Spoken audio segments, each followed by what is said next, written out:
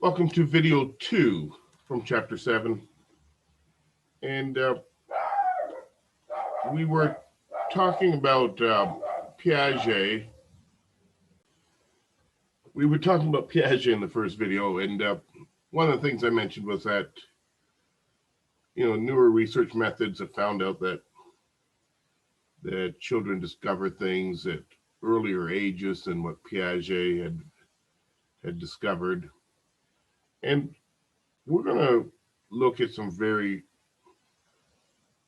early research, on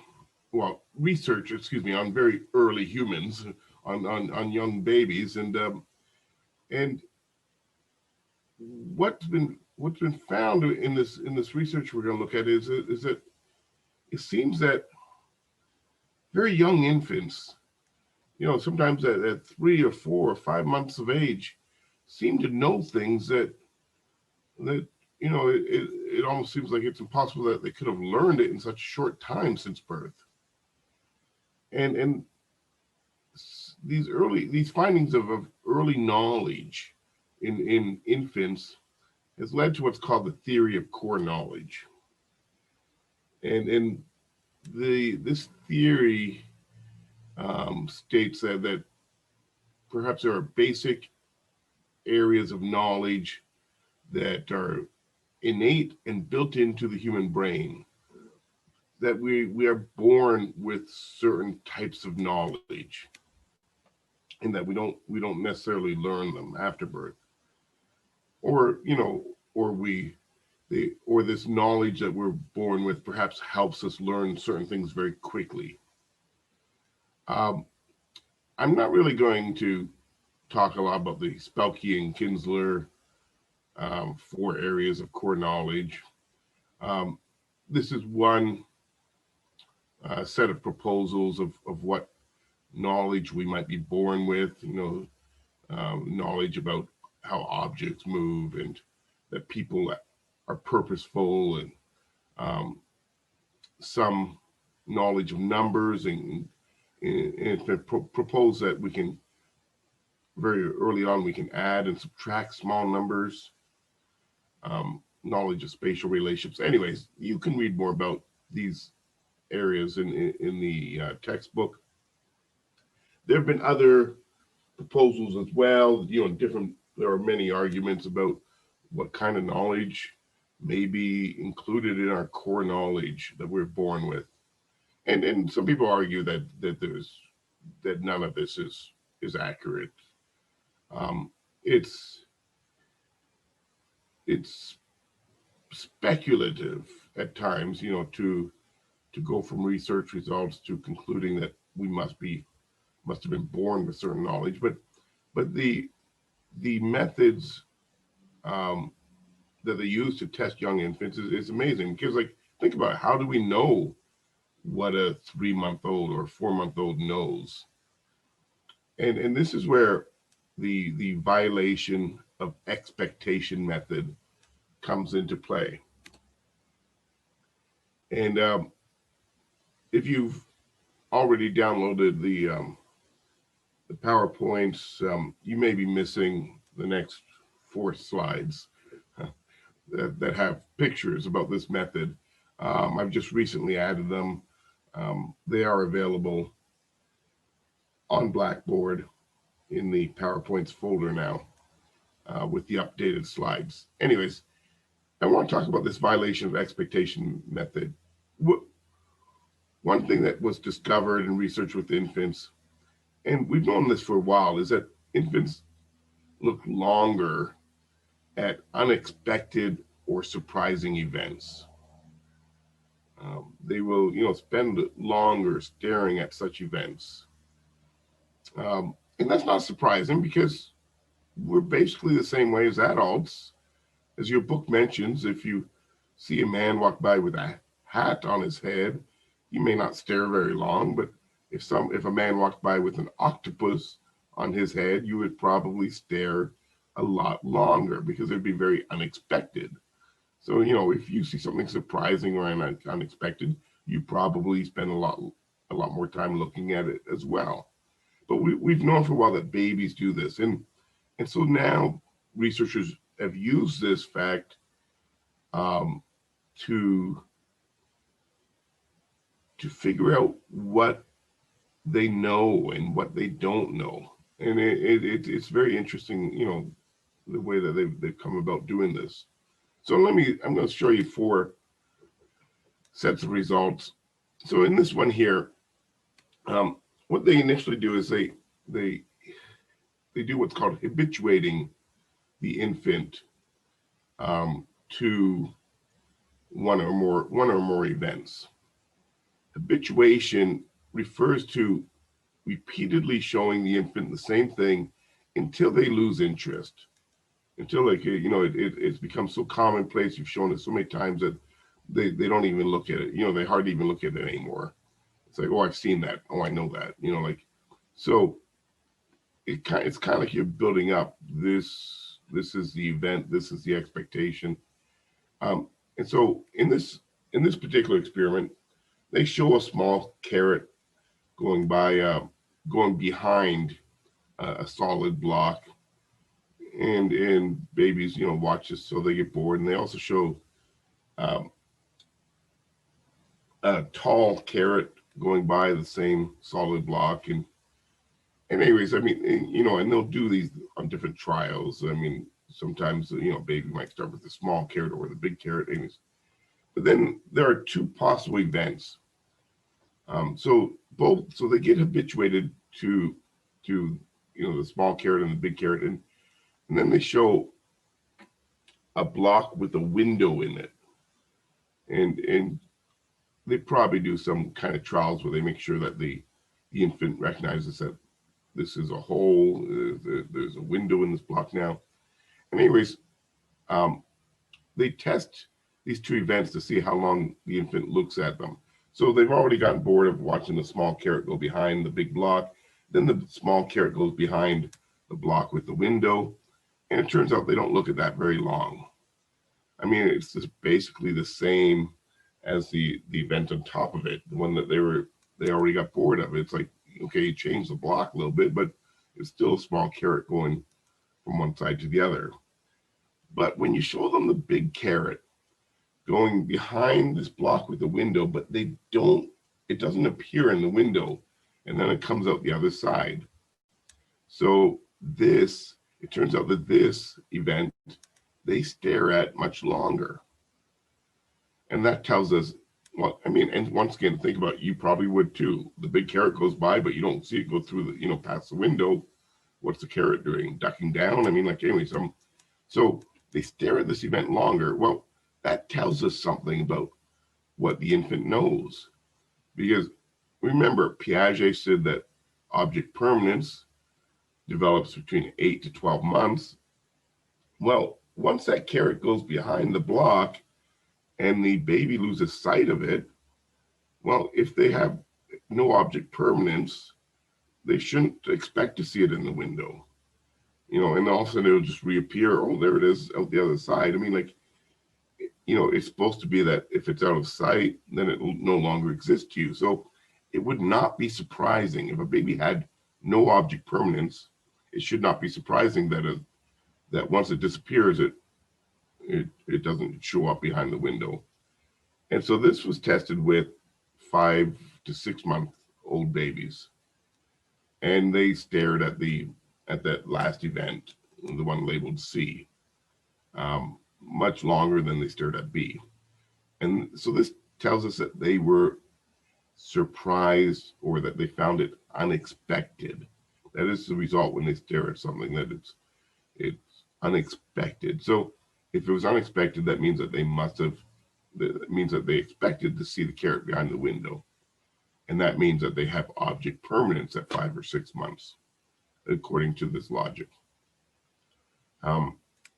So that's one result, having to do with object permanence, and that, showing that it looks like it exists at 5 to 6 months. Here's another study. This one was looking at, possible number core knowledge, and babies perhaps being able to add or subtract very small numbers. And here's the way this one works. The infant watches an object being placed on a stage. The screen comes up, as you can see, covering the object. Then a hand comes in, placing a second object behind the screen. So the infant can see the hand moving the object behind the screen. The infant sees that the hand leaves empty. So it's like, oh, like if you're watching this, you know that now there should be two objects there.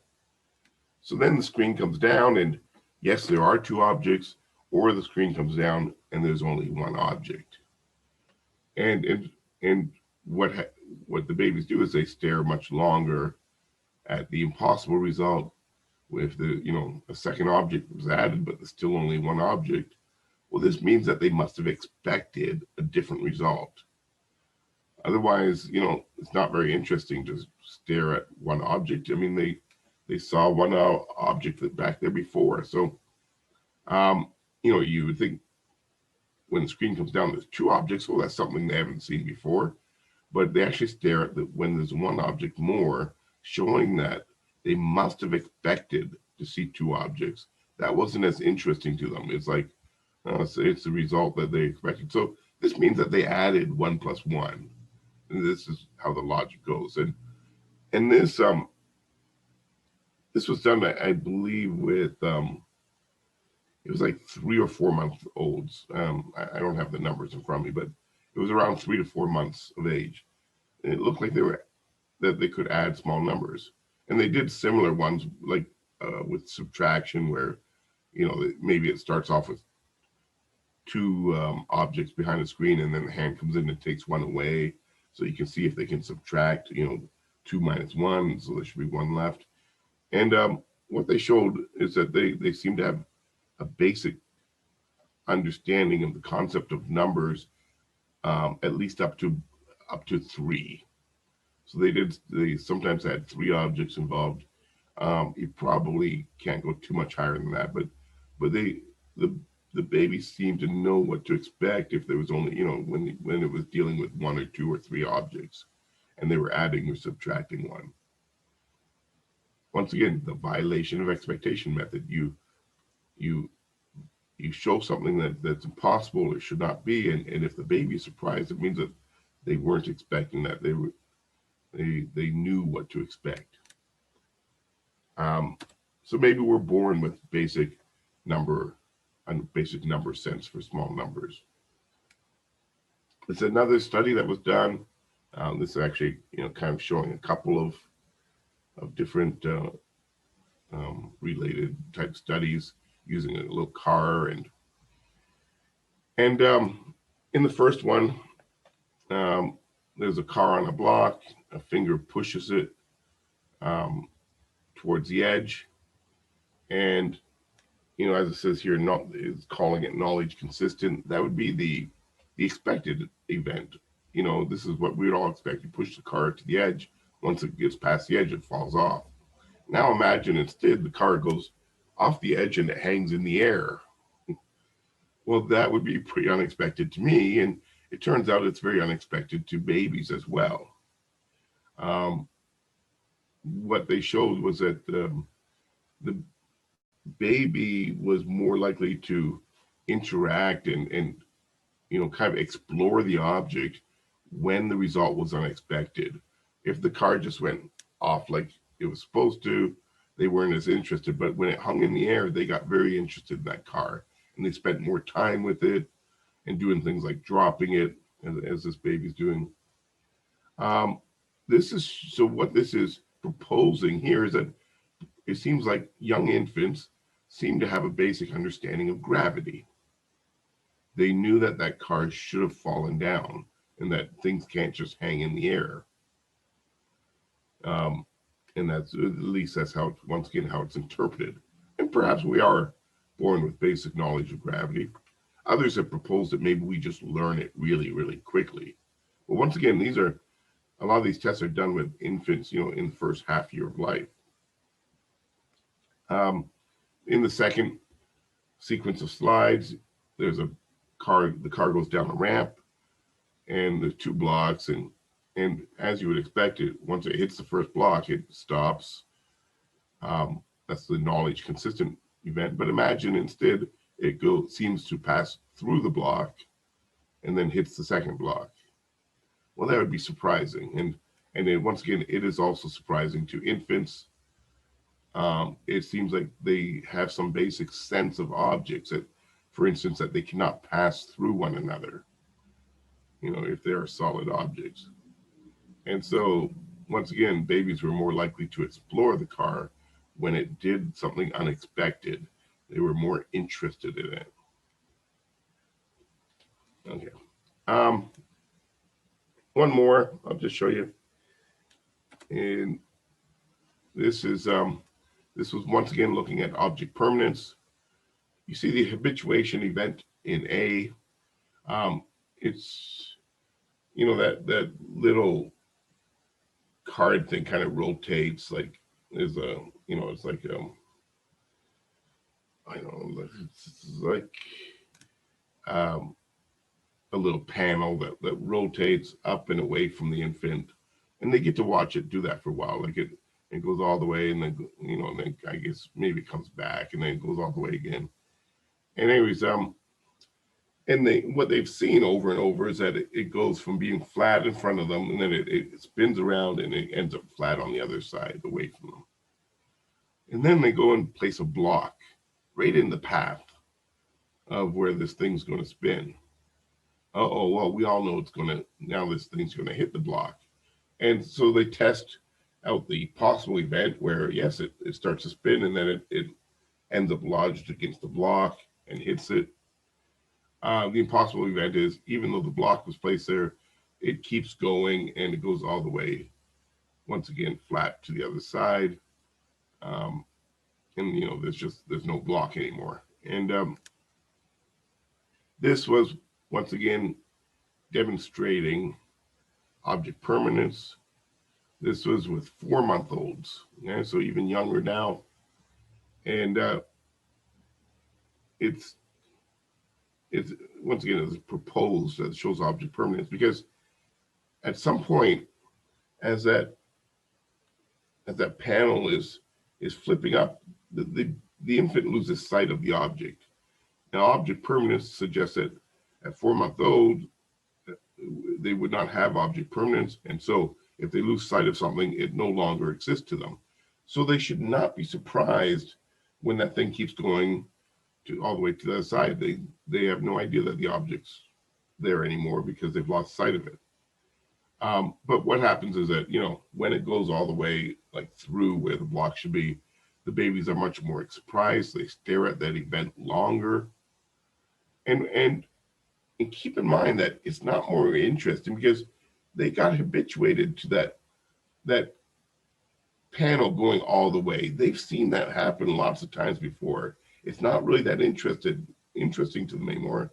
Because remember, habituation means that they kind of got bored of it. It was done until they were lost interest. And now, all of a sudden, they're interested in the same event where it goes all the way, because the only reason that they would become more interested than they used to be is that they didn't expect it to. And when it actually hits the block, that's like a new thing. And yet they're less interested in that because it's expected. Oh, okay, exactly what I thought would happen.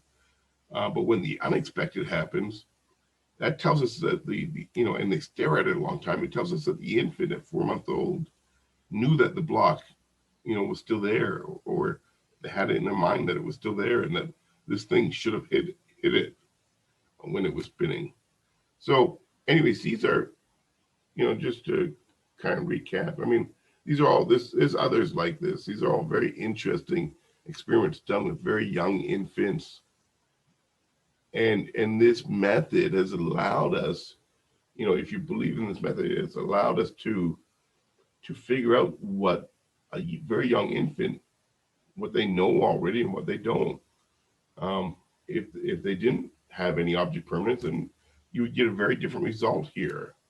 And if they didn't know that about gravity, then big deal if the cars hanging up in the air. And if they didn't know that objects could pass through each other, then why is that, that second event's no more interesting than the first one, where it hits one block, where it hits the second block? I mean, like, these things are only interesting when you know what the answer should be because you have some knowledge. I mean, we would find all these things interesting because we all know about gravity and how to add and subtract, and that, you know, a big carrot should be seen behind that window, and etc. So it's showing that they have, you know, things that would be interesting to us are also interesting to them because they have some of the same knowledge that we have as adults, and yet they've only been alive, you know, for a small number of months. So the argument is that they were born with certain core knowledge, uh, things that are important for survival, like understanding, you know, basic properties of objects and understanding gravity and being able to manipulate and add and subtract small numbers. Okay, that is the theory of core knowledge. In this video, we will also take a quick look at Vygotsky's sociocultural theory. So Vygotsky had some very different ideas than Piaget about how our cognition develops. Vygotsky believed that all learning and ideas begin in the social world, that learning is culturally based, and that we learn through social collaboration with someone more knowledgeable. So he believed that ideas and knowledge are passed from, you know, one member of society to another, or one member of your culture to another. So we constantly learn from others. Let me just tell you, I might not have made it clear when I talked about Piaget, but Piaget just had no real place in his theory for direct instruction. He was all about children learning things on their own. Not that, you know, it's not like he didn't know that, you know, you can teach children things, but he believed that basic knowledge was discovered by the child on their own. And so Vygotsky is very different. He's saying knowledge, you know, basic knowledge is passed down from others and taught by more experienced members of society. So it's called sociocultural theory. So the words are right there. So socio, you know, from social or society, and culture, that your learning is based on what's important to your culture. Okay. So once again, the basic premise is knowledge is passed on by others. A few of the things he talks about in his theory, I'm going to go over here. The ZPD, or zone of proximal development. This is what a child cannot yet do on their own, but they can do with a little help from another. So basically, you can kind of think of a zone where below the bottom line of the zone are all the things that the child can already do on their own. So let's say a child already can perfectly count to 10. If it's a young child, they can count to 10 anytime you ask them. Well, that would be below the zone. It's not in the zone because it's something the child already has mastered. But let's say that this child can't count to 100 on their own, but if somebody helps them occasionally when they get stuck on like certain words along the way, they do a pretty good job of counting to 100. So that would be within the zone, things that the child can do with a little help from others. So, and then above the top line are things that the child can't do even with help. So that child that's mastered counting to 10, if you all of a sudden say, well, they can count to 10, so I'm going to teach them calculus, I mean, you're going to be unsuccessful, even with help. This, you know, young, you know, preschooler is not going to be able to learn calculus. Anyways, so the zone is everything the child can accomplish with help from others. And of course, you know, that makes sense for Vygotsky's theory. He thinks that we learn from others, and so the abilities that are within the zone, things that the child can do with some help, these abilities are in the process of forming. You know, the child's, you know, kind of on their way to learning these things. And whenever they get some help, they learn, you know, they learn some more about how to do those things. And Of course, the zone's going to move upwards over time as the child starts to master some more things. Now that child that could count to 10, now they can always get up to 20 perfectly. So now that falls below the zone. No need to help that child count to 20 anymore. In fact, if you tried to, you would just bore the child. But they still need help getting from 20 up to 100. The bottom level of the zone's moved up as they've learned a little bit more. It's going to keep moving up, and the more the bottom level moves up, the more that they can master with help as well. Once they get up to, let's say, counting to 50, like maybe they were rated to count to 200. Anyways, I don't, for instance. Okay, so that's called the zone of proximal development. This is where learning takes place, according to Vygotsky, right beyond what the child can already do now. And so we, more knowledgeable peers and parents and caregivers and teachers will help teach a child the things that are within the zone. Okay, scaffolding. Scaffolding means moving a child one step at a time beyond their current level of understanding or their current ability levels. As a child begins to master some new task or skill, then you give a little bit less support. So the idea of scaffolding is like, think of like a series of scaffolds.